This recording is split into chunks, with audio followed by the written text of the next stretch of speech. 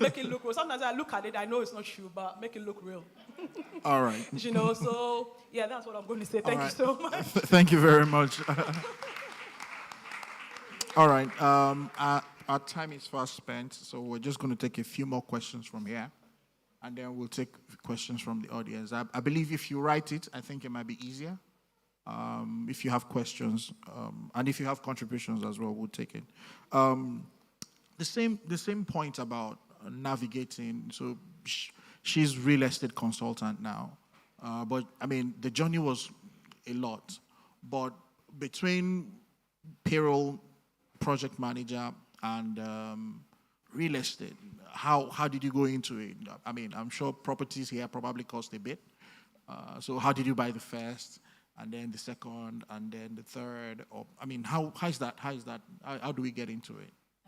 There was a lot of hesitation at first because I had career, and then I've always loved business. So I kept trying to run a business from here in Nigeria, but it wasn't working, and we wasted a lot of money. And my husband then said, "Why are you not doing it here? Why are you always, putting so much effort and energy back in Nigeria?" And I said, "Okay, let's try one." So, but I was used to you buy land and then you build, but all the houses were old and I didn't like it. I wanted something new, fresh. I wasn't thinking business at first. I was thinking, oh, let me put my stamp on it so it would be unique. I was looking at it from a retail perspective, so what someone would like. So I saw a land up north. It was 15,000, and he said, "Why are you? The value of the property is not even worth building it." So I said, "Let's just buy it." So we bought. We kept it, and I was still going on with my career. And then COVID hit. I think first we thought real estate should be the house you live in. You just buy and that's it. That was the aim. That was the goal. But that's happened. And then we were trying to see how we can start something up from as soon as he said, "Why don't you do something here?" So we bought the land, and then there was a lockdown. But they only allowed construction workers to go to work. He was in construction. At some point, they shut down their site. So it was really boring. And we had the opportunity to get, the bounce back loan or things like that. So I said to him, "Okay, let's go and try that land that we bought." But before then, I was reading up, watching a lot of videos, about property and how we get into it. Really, the barrier is finance. But the part that we went into was development rather than just the buy-to-let. So it was just a personal preference at the time. And then we got more cash. We went out and we tried it. We saw what it was like in property because he was doing commercial constructions. And then we then noticed that we could remortgage that project. We remortgaged it and we got a lot of money and we could buy more properties and go into it again, like that. So we kind of jumped into it because we've been reading and watching lots of videos. There's nothing as starting. You actually need to start. The education is important, but you need to start. When you start finding out that there are different levels, there are different things that you can find, that you come across. There are legislations, there are changes, you have the interest rates. You find out that the banks will not be willing to lend at all. They'll say, "Have you got 5 or more properties?" If you don't, then it becomes a problem. So we then had to go to the specialist lenders to lend on the buy-to-let basis, and they just needed 25%, and if the revenue can pay off the mortgage, if you can prove that the revenue can pay off the mortgage, they will lend to you. But the interest rates were high. But I said, well, the bank should eat and we'll eat as long as we can grow. So I think the barrier is finance, and we don't have a lot of our culture in that field because you have the Muslims, they have their own lenders, and it's much easier for them to grow. And if we don't start, we are not going to build that comfort at all to start lending and things like that. But that's a bigger vision. But we actually need to start because everyone here touches property in one way or the other. You live in one, you work in one, you run your businesses or you see businesses in one. So it's a tangible asset that you won't go wrong with. It's not a get-rich scheme because most of your funds will be locked in the property until maybe you sell or you refinance. You're not going to access them. But there are other ways as well. You can actually ask the bank on the new build, you don't have any money. If you have one or two and it's gone up in value, you can say, well, I need the money on that one as deposit for that. They actually do that. But if you don't start, you don't know things like that. So it's much easier for anyone to go into property, to be honest. It's very easy. It depends on what you want to do. If you want to go into it as a buy-to-let, you want to buy for yourself, you want to go into the commercial bit, but we should be well aware that there are finance barriers. Okay, all right, thanks. I think that she said a number of things, but I want to re-echo it. Clap if you want to clap, please. Yeah. So, and to Tochi, you had told us really how you attempted to get in here, but then it's possible for you to do your first video and then, or you do the second one and then you're tired. And how have you been able to keep up the momentum to continue to do it and then grow from 100K to about 200K? Okay,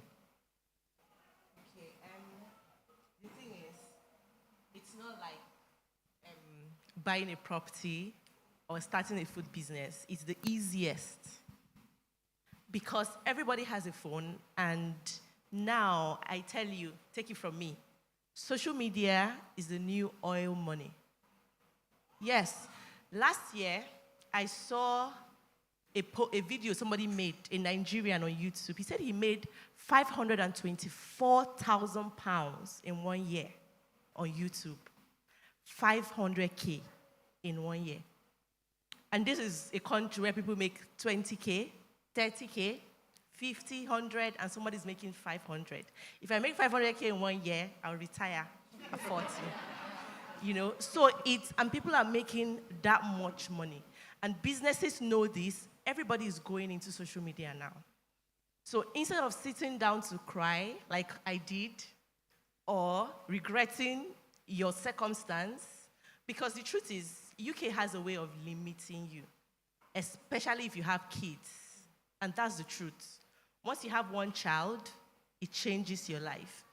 If you come here as a single person, you can navigate it. You can. And then you come as a couple without a child. Okay. But once a child enters the picture, that's it. That's it. But instead of sitting down to cry and regret your life, you can pick up your phone and film a TikTok video. You can pick up your phone and film. See, what do you call content creator? What do you call a content creator? We all create content. You make posts on Facebook. You make posts before it became monetized. You make posts on Instagram. You make posts on Facebook. You can make that post and still get paid for it. You can talk about your boring days. You can talk about your struggles as a mom. You can talk about your struggles as a teacher, your struggles as a doctor. Doctors are on social media. In fact, doctors are quitting their jobs for social media. Yes. So social media is like, there's money. There's money on social media. And for me, I was scared. Fear of the unknown. Oh, can I speak English? What will people say? I don't have clothes. Will I be repeating clothes? I don't know how to do makeup. What if people don't watch me? Because that happens. You film a video, you put all your sweat and everything in it, and it gets 1 view. Only you and your family members will watch.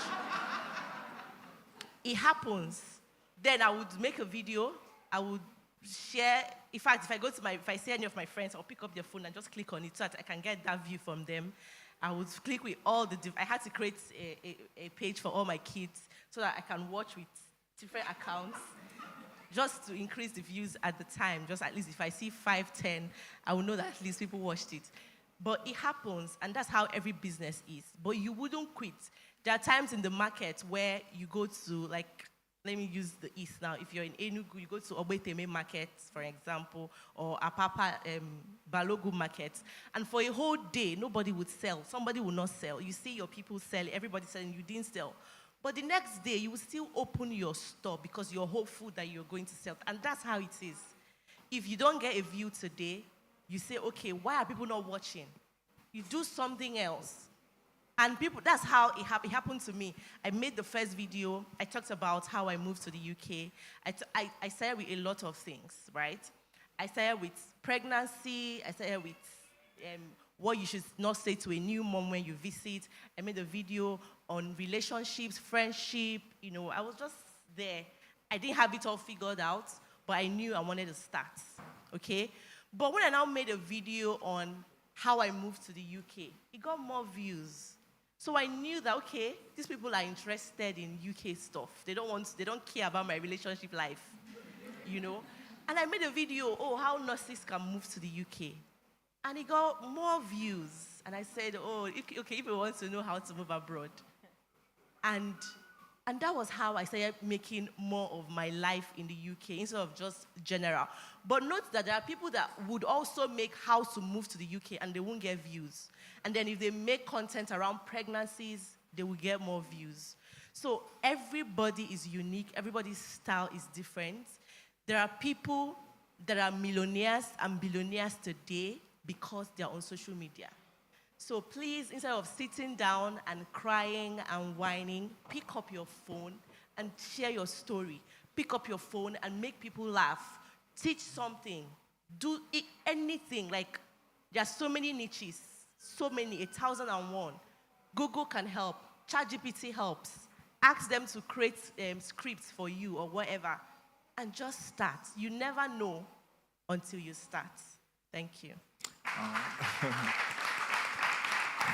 Fantastic. Fantastic. I think that something has been very common. If you listen to all of the panelists, there's the thing about starting. I think the first point is actually to start. Just start. If you sell. I also think that starting from a place of comfort makes it easier. What's the problem that is peculiar to you?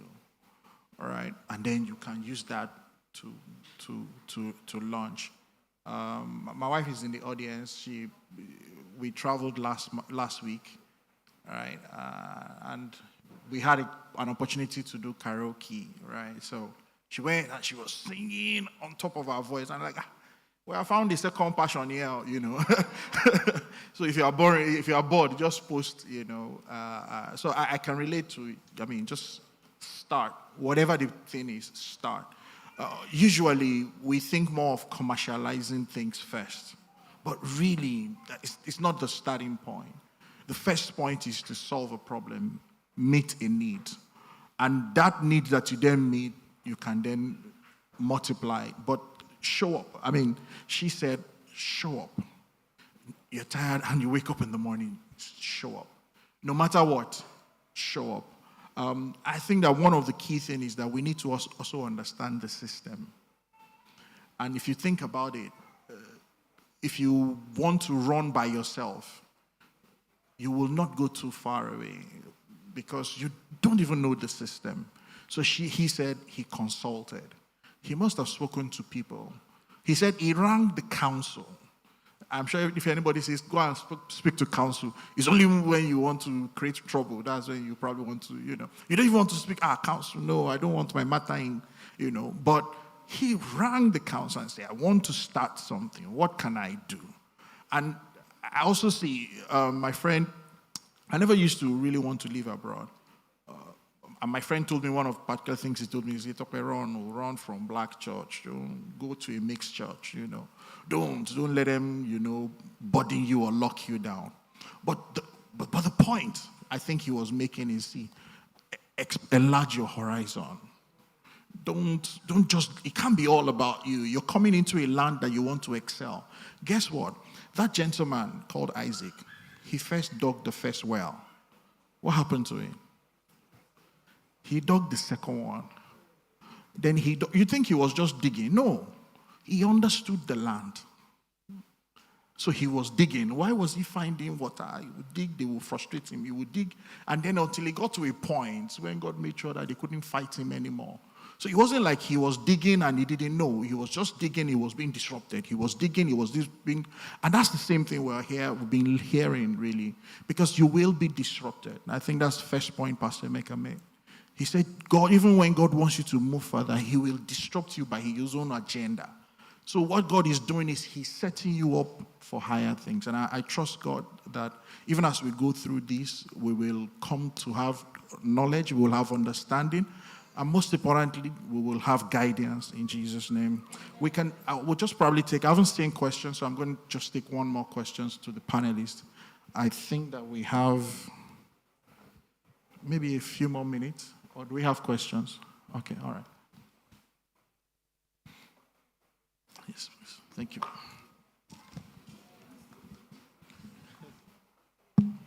All right. Okay, there are quite a number of questions here. Oh, good. I'm sure new media will get a lot of... Oh, yeah, please. Oh, that would be great. Thank you. All right. Yes, most of those questions, the first two I've seen here have to do with the new media.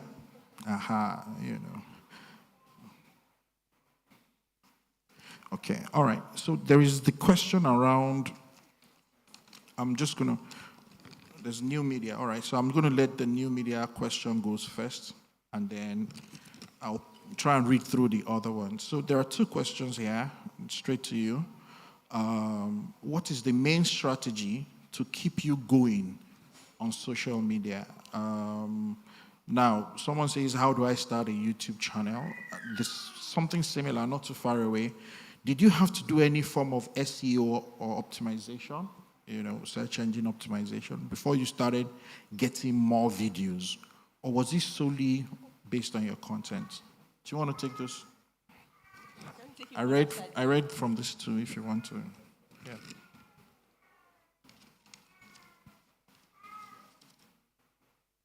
How do I start a YouTube channel? You already have a YouTube channel. Everybody, if you have a Google account, you can comment on YouTube. You have a YouTube channel. So yeah, that's it. Just make a video and post on YouTube. But all you have to do is now rebrand. Maybe change your name, put a profile picture, write a profile, a note, something. That's it. And just post your first YouTube video. It's not that hard. And then what is the main strategy to keep you going on social media? Just offer value. Give people what they want to see. Teach something. Make people laugh. Share your journeys. When I was pregnant, I enjoyed watching other pregnant women share their stories because it just makes you understand that you're not alone. So people want to see such kind of things.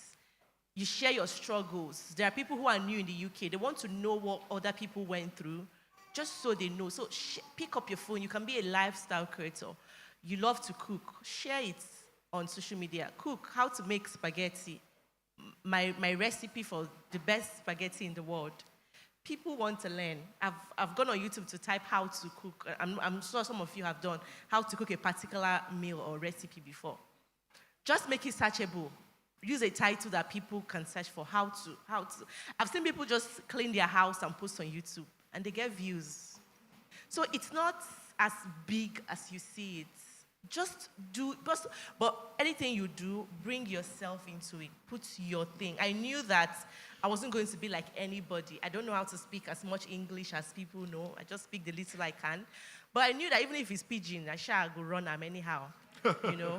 So even if you can teach people Igbo or Yoruba, children in the UK are learning, or abroad, they want to learn how to speak their local dialects. You can teach that on YouTube. It could be you play keyboard, piano, you sing, put it up on YouTube and make money from it. Monetize your skills. You cut hairs, you make hair, you braid. Like she's saying, as you're braiding, you can put it on YouTube. So you're taking money from your clients and you're also taking money from YouTube. It's like there's so many things you can do on social media. TikTok, Facebook. Facebook is monetized now. So instead of looking at those gossip blogs and following the latest trends, you can make money as well. All right. And yeah. And then, did you have to do, I didn't even know about SEO. I didn't know about it. Similar to this as well. I didn't know about any of that when I started. I just created my content and posted. Okay. How do you create your... Thumbnail to look very catchy there and all there of that. are free apps. And one thing I forgot to say is, just like, unlike these other businesses that you need capital, you need money, for social media, you don't need money. You have a phone, a smartphone that takes pictures and videos, and then maybe a microphone. And then I bought a 10 pounds ring light from Home Bargains at that time, and my phone, my iPhone 10X, Max, X, whatever, iPhone 10 at the time, and then a mic, Amazon. If you go on Amazon, 10 pounds, 8 pounds, you buy a small mic. So you don't need capital, you don't need money. You can even start without a mic. If you open your window, you can start without ring lights. Just make sure you have a good lighting and film your video. So you really don't need so much money, just your phone. That's all. It was after I started making money, after I got monetized and started making money, I now bought my camera, but you don't need all that to start and make money. Okay. Yeah. All right. I think you've taken all of those questions. Thank you very much. I think that there's a question here that talks about a few courses. You spoke about courses that are online and that are free. Do you have any examples? I think it's for her, yes. I have not researched, but I know. I think, as she said on YouTube, recently I heard about level 3, some of them being free. So you can just research and know. Our company sponsors, if you want to do your level 3 or level 5, level 7. Some companies, if you tell them that you want to upgrade, they are going to help you do it. But if not, I'd advise, everything is on social media now. You can just search and you can get to know. Okay, thank you. I think that Google is your best friend, really. Just make the best of it. Just type, how do you do this? And then you'll find which courses are free, and then you find. I think this is for the CEO himself. Amadi, have you ever considered expanding, like opening a new branch? Right. And if yes, what are the challenges that you see there? We usually have just one-off African store in every city, but I think we have two big ones here in Middlesbrough right now. Yeah. Do you sponsor? I don't know if I should ask you that, but I'm not the one that asked. I saw it here.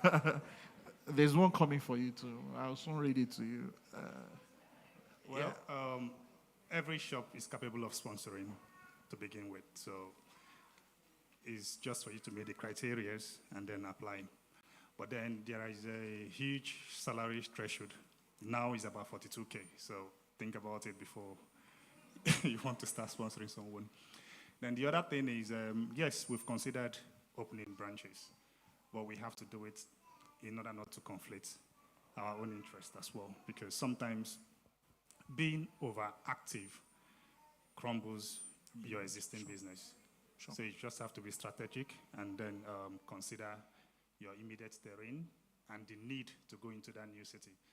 So, for example, I considered Sunderland, to be fair, and I'm still considering Sunderland. And the reason is because I have seen the same need that I saw when I chose Stockton. So I have seen the same need, but it's not something I can actually go on my own to open, because African business is not something that, or retail business generally, is not something that you will do without your constant presence, because you are dealing with money and you're dealing with people, So, so if for any reason we want to expand to other cities, yes, we can do that. Thank you. All right, thank you. There's one other one here. What are the relevant authorities that you probably need to speak to for a food business? The council, you speak to your local council. If you want to open a food business in Middlesbrough, I think the first people you speak to should be Middlesbrough Council. But talking about food business is not just food business that, what's it called? That's the only retail business you can do. You know, we have this misconception that it's just food. African food business is a niche business, so which means you are only catering for Africans. But we should be considering, like, I don't know if you know what this shop, Go Local. Yeah, so we should actually emulate what the Asians do. Yeah, so for every Tesco or Sainsbury local, you see a Go Local there. You know, so they give options to the society. For example, it's not every shop on Lintop Road or every retail shop on Lintop Road that is an African or a Pakistan core business. So we should actually look at other things like small convenience shops as well, because the margin, to be fair, might be more than the margin we get in African shop, because for we to survive, we just need to bring the price so low so that people who are price-oriented can naturally come into the shop. But for such kind of businesses like Go Local, they have their 25% margin on most of their products. So everything you pick has a 25% margin on it. And you might be amazed how well you will do in those other aspects. Then another thing I also encourage people to look at is the logistics as well, because if you buy things online recently, you'll notice that, especially those who have tried ordering food from, what's it called, either Wosi or whatever, you'll notice that their delivery charge has gone up. You know, the reason is because the delivery companies are beginning to charge a lot, and in my own case, I think I actually shipped to London about 9 boxes. I'm receiving a bill of £150, you see. So I decided to actually stop shipping until I begin to find out what alternative route we can use, because sometimes it's just deliberate. You know, like I said before, the community that is spending the most money on food are Africans, you see. Whether we like it or not is the truth. Now, if you come to the Stockton market, the young man there told me in his 35 years of selling tomato, he hasn't sold any box of tomato to a British person. Yeah, I mean, it's true. But today, some house or some homes use 3 boxes at a go, you see. So what we're trying to say in essence is we should try to be conservative, yes, but we should also look at other opportunities that surrounds what we are doing. Because by the time Mr. A starts selling, Mr. B starts selling, in fact, you start seeing relationship that is broken, people start arguing over things that are not necessary. But what I'm saying in essence is, yes, in as much as you are considering doing the kind of business we do, there are other opportunities that are lying around which you can actually pick up on and then make good success out of it. Thank you. Hello. All right, thank you very much. We have 3 more sets of questions. Pastor, can we take it? All right, okay, all right. So there's a question here is about real estate. How can I buy a property, say a bedroom apartment, and then start leasing it out? With flats, I think the question says apartment, but it can be a house. But with flats, it's leasehold because you don't really own the land, so you lease the land. So there are lease charges to be aware of. But you need to be aware again if the property is livable. Do you need to do anything on it? But actually buying, you only need about, I think you need 25%, and it depends on the setup. I think if I start going into every single thing that's needed here, we don't have enough time to cover it.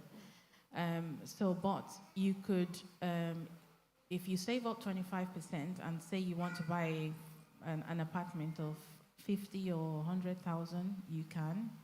If it's livable, you just need to meet the criteria for the fire safety right now they need the bedrooms to be fireproof. You should have a fire alarm or things like that. If you meet those um, key criteria to rent out, you can straight away rent out. I think you need 25%. If you're buying it for yourself, it's 10%.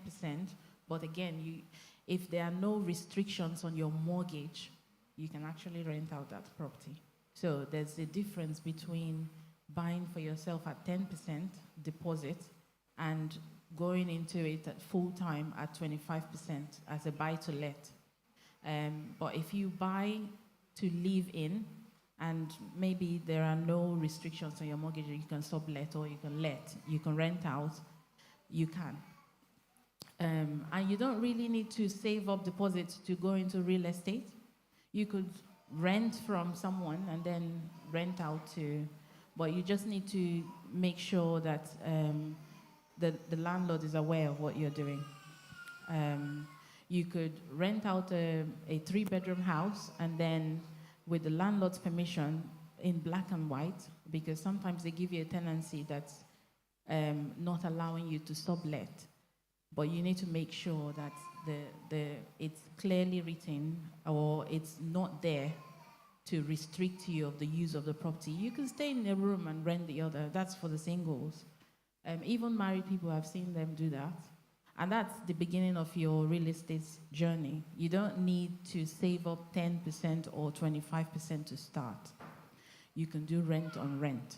You can rent a property that you're not even living in at all, and then change it into a HMO where you have multiple tenants in it. The difference, I'll give you an example. In Middlesbrough and Stockton here, you could rent properties for 600, 650, 800. I think you hardly, they are mostly below 1,000. That's 2-3 bedroom properties. That's the monthly rental amount. But if you're going to rent it to multiple people, each room is about 400, 450, 500 in some cases if you have en suites. So you see, you have enough to cover the cost of the tenant, the rental, and the bills, and then you get a little bit more. Imagine multiplying that and making sure you have an agreement or an understanding with the landlords. You can start the journey that way. You don't need huge amounts to start in real estate. I'll quickly go to the other question. How can I buy a property, say a bedroom? Okay, I think I've looked at that one.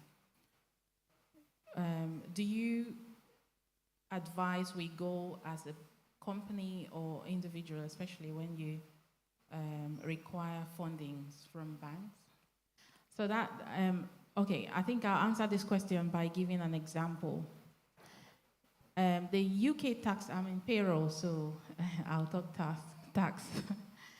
The UK tax system has thresholds. So you have the 20% tax, which you have to earn between 0 to 50,000. I think you have a 12,000 plus as your tax allowance. If you're going into real estate and your income is over 50,000, you know that your revenue from that real estate will be taxed at 40% or 40 plus, because your personal income tax has already taken up the first 50,000.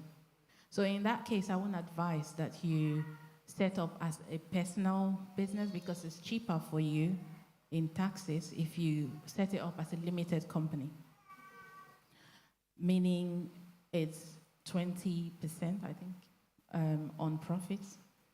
But if you don't have any income and you want to make the real estate your only income, you're making between less than 50,000 per annum from rents, then by all means you can take advantage of the personal income thresholds that you have. So you can set it up as personal first, and then as you grow and expand, you can set it up as a company. So there are benefits to both sides. If you have an income that's already going to take you exhaust the 20% tax threshold. No, if you set up any property in your name, then you'll be paying 40% taxes on your revenues. So, but there are other advantages. You can claim things like expenses if it's on a company rather than personal. In personal, all incomes are taxable. So,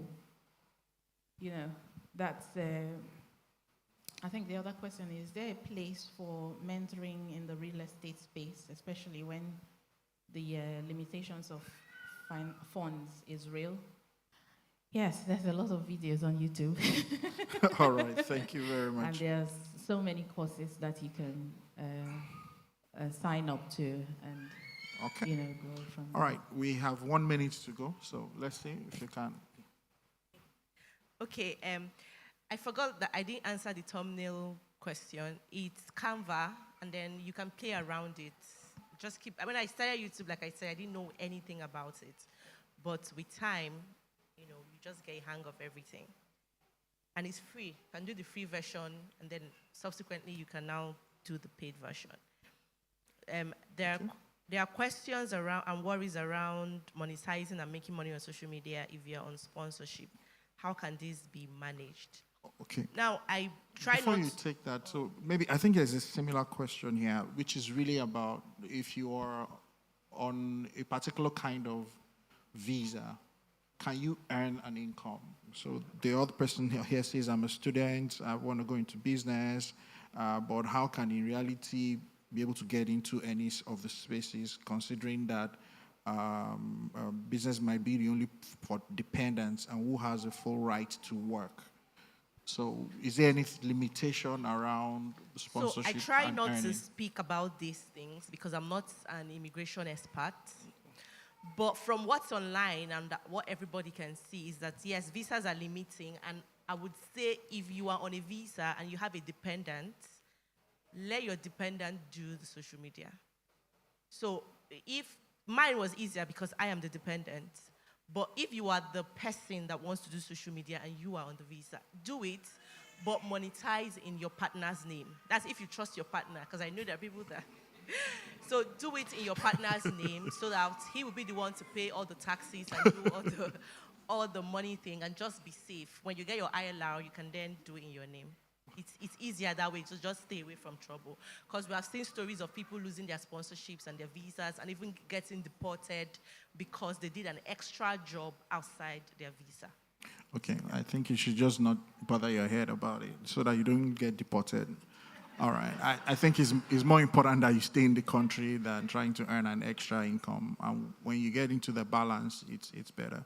First thing first, we know, all of us, we know here is first we need to survive. We need to even first be around for us to then make extra cash that we're going to make. And from a lot of things we've heard here, I think that we can all start small. I think the key word that we will leave here with today is that we should just start.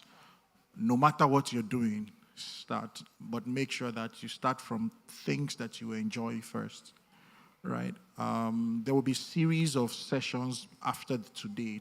Transition doesn't end. As a matter of fact, transition just began today for us as a church. We will begin to have smaller communities. For some people that want to do real estate, will have like a community they will belong to. Then from time to time, you can continuously hear from them. We'll have people that are trying to, of course, get promoted. They're probably employees. We will do that. I mean, tech, we didn't say a lot about tech today, but I'm sure we will have a tech community too. And then we will begin to build on top of that so that we can make the best of this.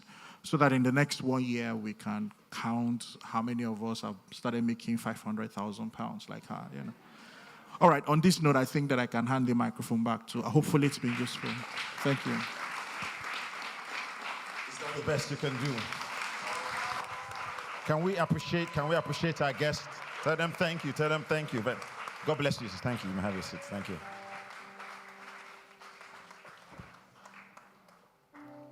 Amen.